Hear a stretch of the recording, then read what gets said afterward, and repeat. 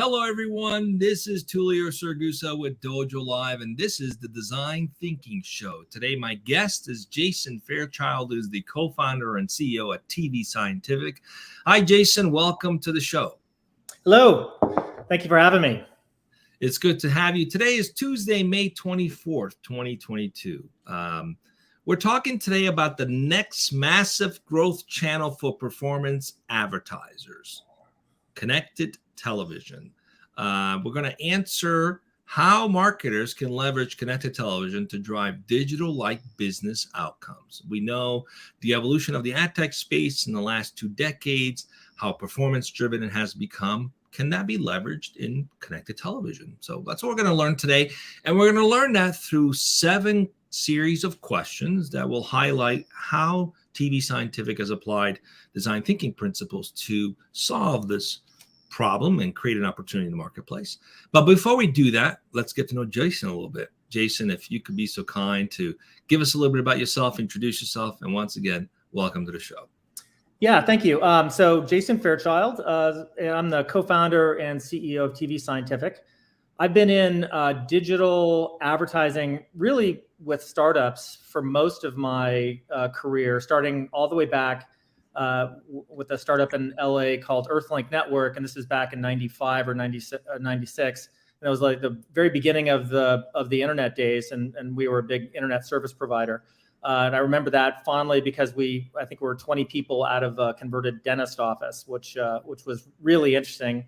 My office was the X-ray room in that dentist office, going back, starting that company and building it to what became a 2,000 person company just a year and a half later. So that was lots of fun. And then I went on to a company called GoTo.com, which ultimately was renamed Overture and acquired by Yahoo. And our claim to fame is that we invented the paid search business model, which today, fuels a massive economy with 9 million businesses participating, generating hundreds of billions in revenue and trillions in economic activity.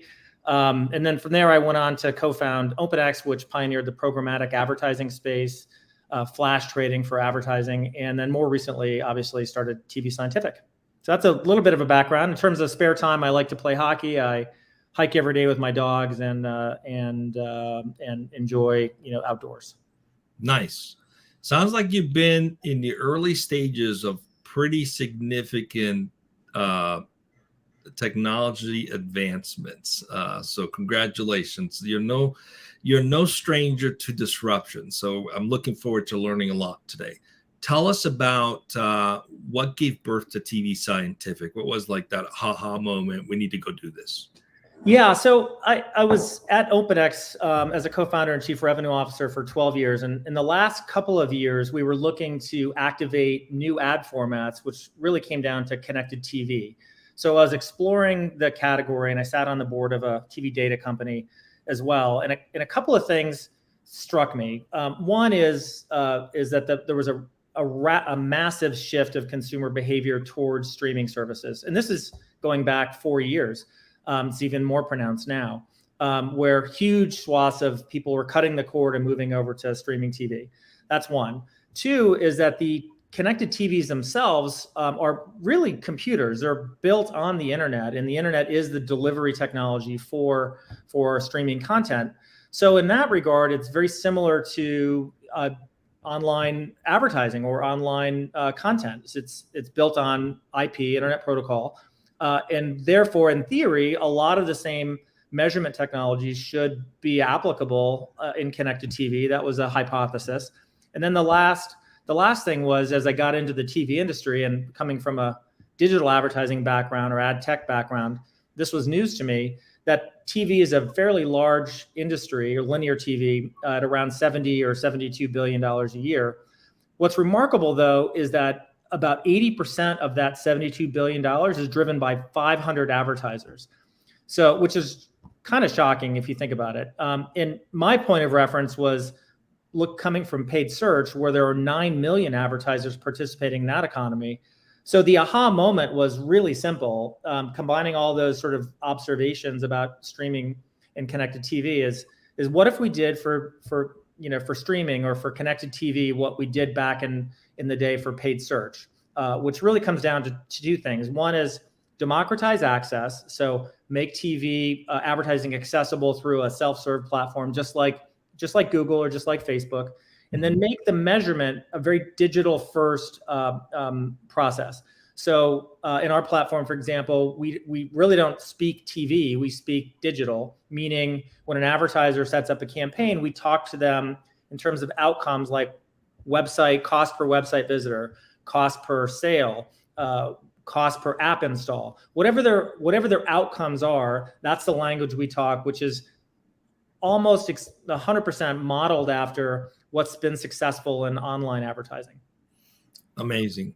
And of course, it helps to have the addressable marketplace growing. I mean, we've heard Netflix is moving in the paid advertising space, and even HBO Max is moving in that direction. Now, give you the option to pay for the subscription or pay less and get advertisers. So you're in the right space. Let's see what we can learn today as we go into our 7 questions. Very curious to see what methodologies were used to develop TV Scientific's go-to-market strategy. So we've got a little bit of history on the problem you saw, but then how did that kind of, the rubber met the road? How did you further define that? How did you further understand how to solve the problem? What was the problem? We talked a little bit about democratizing it, but if you could share that with us, we'd love to learn how you guys went about that. Yeah, I think the first question we struggled with, frankly, it was, who's our target customer? Are we going to go to the traditional TV advertising market and try to retrain them on performance-oriented TV? Because we could have gone that direction. Are we going to go to local advertisers, that traditionally advertised on cable TV, and get them to adopt this platform? A car dealer might be an example of that. Or are we going to focus on a different category altogether?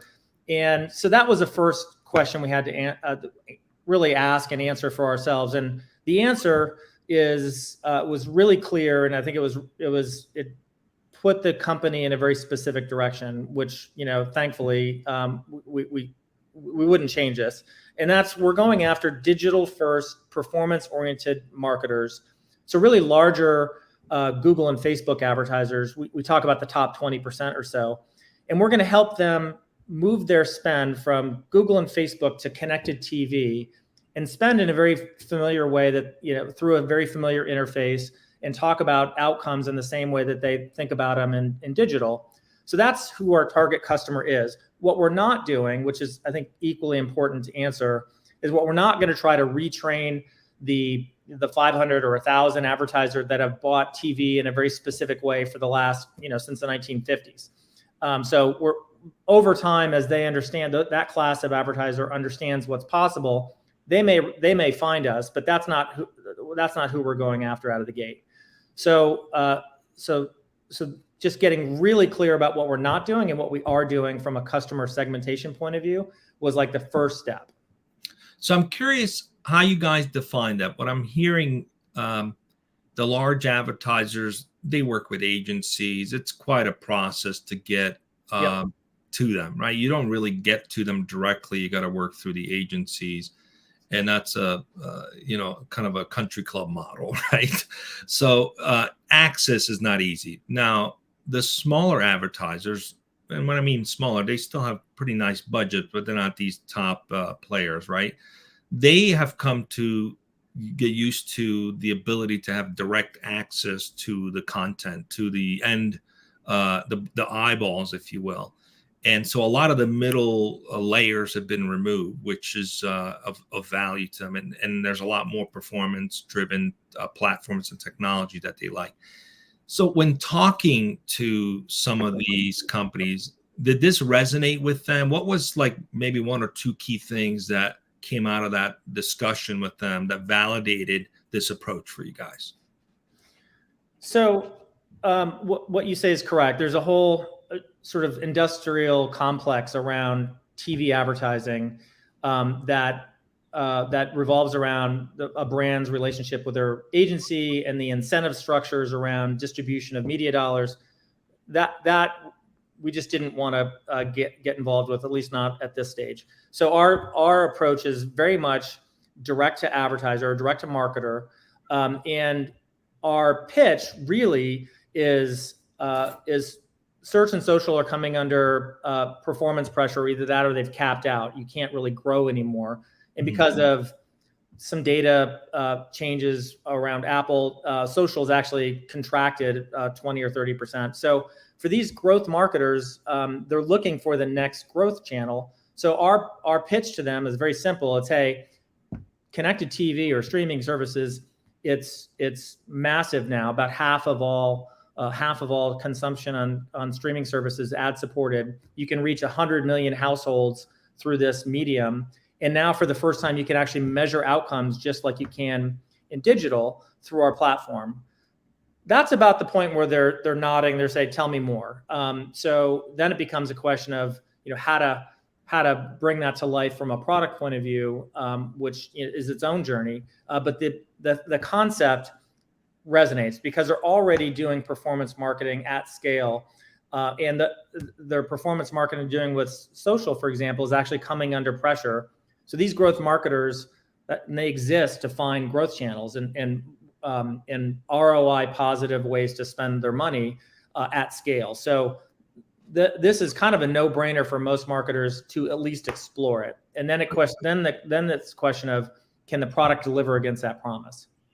Brilliant. Well, innovation's always easy to resonate, right? When you have true innovation, it's easy, it's simple, it resonates with people instantly. So let's talk about the next question. How does TV Scientific foster innovation? How do you guys go about doing that internally as a company?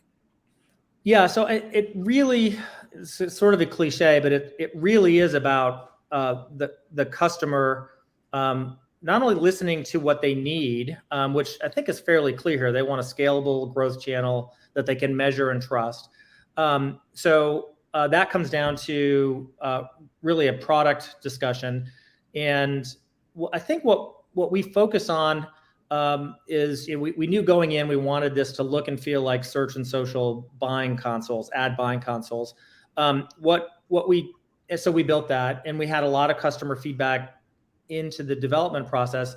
But I think more importantly, once the product is live, you have to listen to customers' experience, and you're absolutely going to skin your knee. You're going to fall down. You're going to screw up. And the only way you know that is you can't be in the echo chamber. You've got to listen to customers. And the more painful the feedback, the better it is for you and the product. So, and I'll just give you an anecdote. Because you can't click on a TV, what's used in digital, which is called the last click attribution model. So when you see an ad and you click on it, it's very easy to say this website visitor or this purchase came from that click or that paid search click.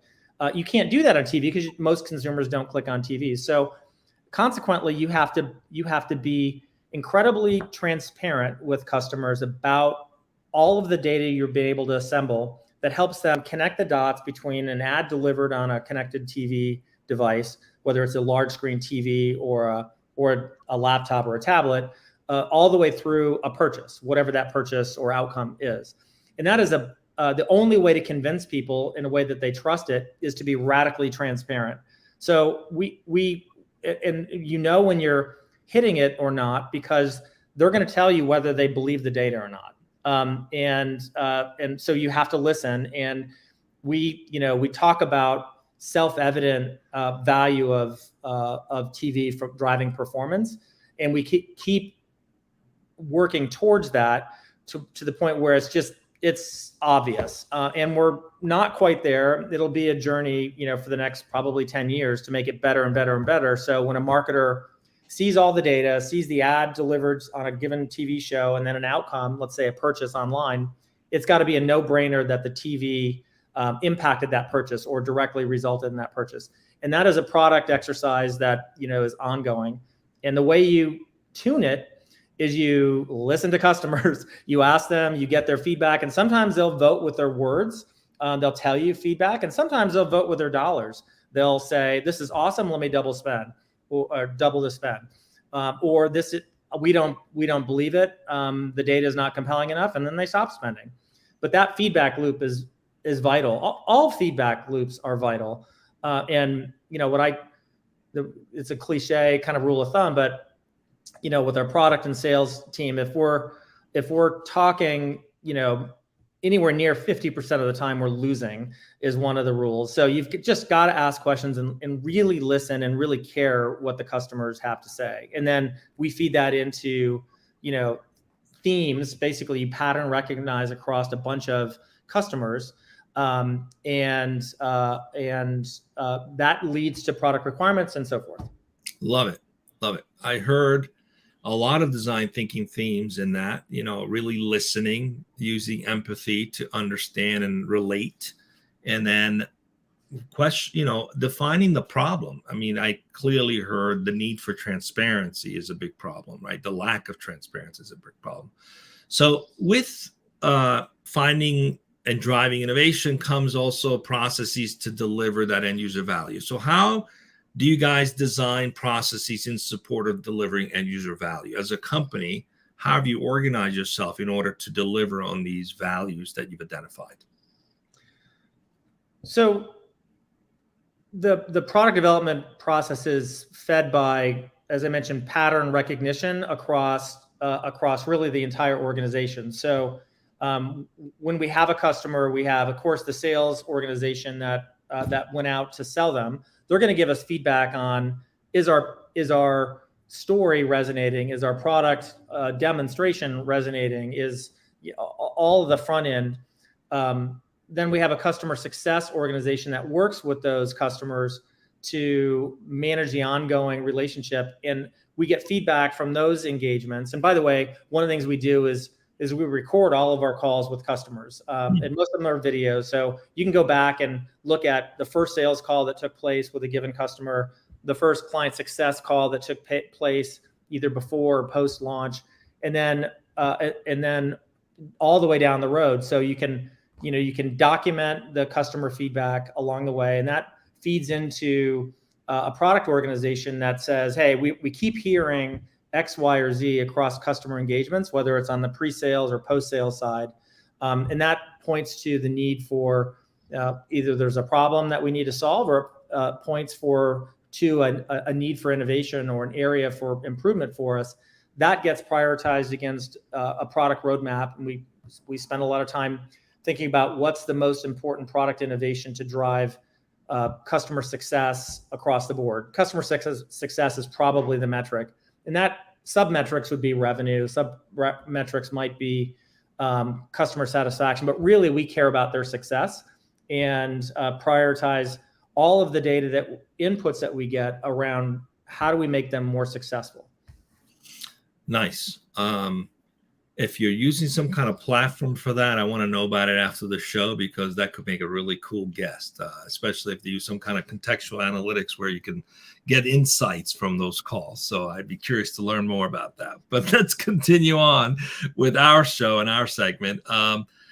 How does the company put people's needs as the focal point of the product roadmap? And what I mean by that is often you have to balance between, where the market is taking you, where you think there's a big opportunity, and then translating what you heard from the end user, the market or the advertisers, who's really spelled out the problem that they're going to need to be solved. So it comes down to a question of adoption, right? Sometimes there's a gap between the solution and how it gets adopted. So how do you guys put the people's needs, which is really talks to adoption, as a focal point to your roadmap? So these conversations that we have with customers, they really distill down into kind of key themes from customers around feedback. We need to see better data. So for example, I'll just give you an example where they want to understand. A customer might say, yeah, we understand TV happened before the click happened on Google, but we don't understand the relationship well enough. So if we hear that 3 or 4 times, we now know we need to innovate in that area. And the innovation is really making the customer journey more transparent. So consequently, in this example, we develop reporting that shows an ad delivered on TV resulted in a Google paid click within a certain period of time, or a Facebook click, or a direct type into the advertiser website. So we now show that in our reporting that says, you got 100 clicks within, a reasonable period of time after the TV ad was shown to a given household. And 25 of them came from paid search, 25 of them came, from a direct type in, and whatever that breakdown might be. But it shows sort of radical transparency into how the consumer arrived at the website after seeing the ad. And that all came from a customer saying to us, hey, we don't understand this. How can we better understand the impact of TV? Because we see in our Google Analytics report, for example, clicks come in, but it's not really clear it came from TV. So we now have our reporting in our dashboard, and we also export it into any source of truth a marketer can use or wants to use, so they can see TV Google click or TV organic click to the website, then purchase. And that all came from customers saying, I don't understand. My last click is showing Google when within 15 minutes of seeing a TV ad. How do we connect those dots? And we just help them do that. Brilliant. I haven't been in the ad tech space in the earlier days. That was the promise, but the delivery of that promise sounds like it hasn't happened until now. So congratulations for that, because that's a big deal. All right, let's continue on and talk about maybe some of the lessons you've learned in the process of aligning market needs while differentiating from competitors. And what this question really talks to is sometimes you've got the right solution, solving the right problem, but you also have competitive pressures, right? Balancing that is a challenge in itself. How do you guys balance that? I don't know that we proactively think about balancing it. I think what happens naturally is, again, from customer conversations, you'll hear, oh, well, we've tested TV on X, Y, or Z platform. And what that means is we need to speak to it. How are we different? And they'll ask you, how are you different than Hulu, for example, or whomever? And so it's really important for us to be crystal clear around our points of differentiation. And because in a very natural and almost every customer conversation on the front end and during the sales process, they're going to demand an answer of that. So that's going to force you, again, listening to the customer, to answer the question. So in our case, we're really clear about what lane we're in, how we're different, and not just against the competitive set generally, but very specifically when we're asked about this competitor, how we're different. When we asked about this one, how are we different? So we have developed answers to that because we've had to, and then of course we push that out both in all of our collateral material and our sales training as well. Love it. And there's a key lesson here for those watching. The more you listen to customers, that's going to be your true differentiator. It's not listening to what competitors are doing. It's listening to what customers need. That's the key thing. So I appreciate you sharing that with us. We have two more questions before we wrap up. Any lessons the company has learned in the process of creating an innovation-driven culture? Clearly, you guys were born out of innovation, out of solving a major problem in the marketplace, out of creating an opportunity. So what are some of the lessons learned in that process of actually the rubber meeting the road, translating that into something tangible in the marketplace? If you could share that with us. I think I've shared maybe some successes with you, but we've also had periods where we drink our own Kool-Aid maybe a little bit too much, and we sell what we have in terms of whatever it's reporting or whatever it is, and we've in some cases we've just missed signals. I think in a couple of cases, customers are, and we can go back and listen and watch with mortified eyes, by the way, go back and watch the slow motion plane crash where we just missed the signals with a customer, and you just have to pound it into your culture that really what we think of our platform doesn't matter. What really matters is what the customer thinks of it. And it's always great to get positive feedback from customers, but when we miss, we have to stop and we have to understand exactly why. And I use the plane crash analogy, but it's not too far off. It's like, okay, let's stop. Now we have forensic tools. We can actually look at the conversation that happened that led to a miss with a customer. And okay, where did, do the regression? Where did we miss? And then we train around it. Okay, we need to make sure X, Y, or we say X, Y, or Z, or when we hear something, that takes us down a completely different path in terms of how we engage with that customer. We bring in sales engineers if it's technical. We bring in data science if they don't believe in the data, or they don't believe or don't understand the data, or we slow down if a customer's not sophisticated enough to understand that a TV ad could lead to a Google search, for example. Then we have to walk them through the data to show how from a data science point of view, how those things are underpinned in actual data science methodologies. And sometimes we just have to slow down and assume that they don't know as much as we think they know. There's a whole bunch of reasons for planes crashing in this metaphor, and we have to study those on an ongoing basis. Love it. Thank you for sharing that with us. Just want to take a quick moment to share for those who might be thinking about practicing design thinking. One of the key principles, it starts with listening and research, and then validating, and then prototyping and testing. And during the testing phase, you're testing whether you had learned enough and listened enough. And you can't be afraid to go back and start the process over. When you don't, that's when the plane crashes. So thanks for sharing that with us. One final question. If you had to do it all over again, what would you do more of? Not what would you do different, what would you do more of?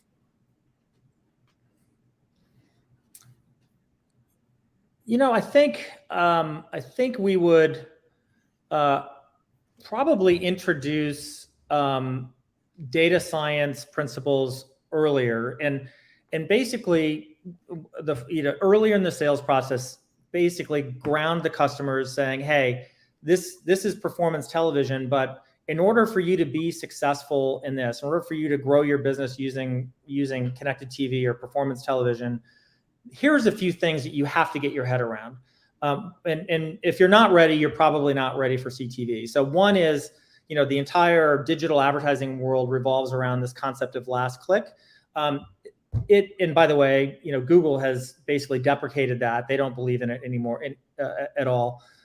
So you've got to basically say, hey, in order for you to be successful, you have to evolve past that thinking into what's a multi-touch attribution model. And there's lots of, like I mentioned, there's lots of data science around that. But some customers, either because of the level of education from an industry point of view or sophistication, are just not ready for it. So I think what we would do is, educate the market, earlier and with, I would say, greater focus, and then in general terms, and then from a specific customer engagement point of view, almost start every conversation with, this is very, very powerful. It can drive business, but in order for you to be successful, it's going to require a new type of thinking around last click, because you can't click on a TV, and therefore that old thinking doesn't and cannot apply to this new model. Right. Jason, it's been a pleasure to have you with us this morning or afternoon, wherever you're watching. It's been great. Learned a lot. Once again, a key theme that I keep hearing is the importance of listening to your customers, defining the problem from their point of view, and then being relentlessly focused on those needs to drive your product roadmap, the way you support those customers, and ultimately learning those lessons along the way and iterating often to meet the needs of those customers. Thanks for being with us again, Jason. Just stay with me as I go off the air in just a second. Come back today at 12 o'clock Pacific. We have another Dojo Live show today at 12 o'clock. It's a double whammy today. I look forward to talking with you guys then. Until then, have a great rest of your morning or day.